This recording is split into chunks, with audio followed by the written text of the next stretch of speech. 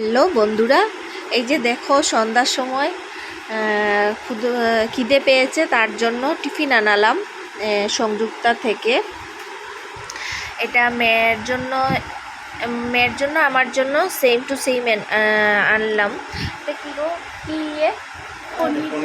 পনির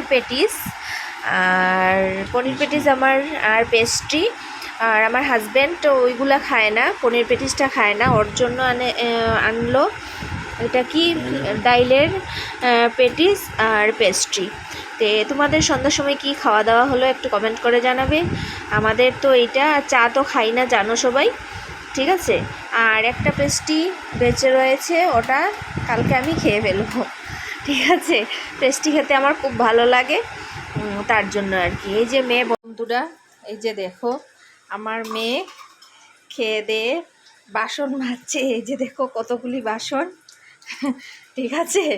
আমার মেয়ে খুব ভালো, বাসন ধুতে পারে, যে দেখতে দিচ্ছে না। আমার মেয়ে বাসন ধুচ্ছে, আমি কাজ করাই, কারণ টুকিটাকি কাজ করাটা ভালো। মেয়েরা যদি একদম কাজকর্ম করে না তাহলে কি হয় না।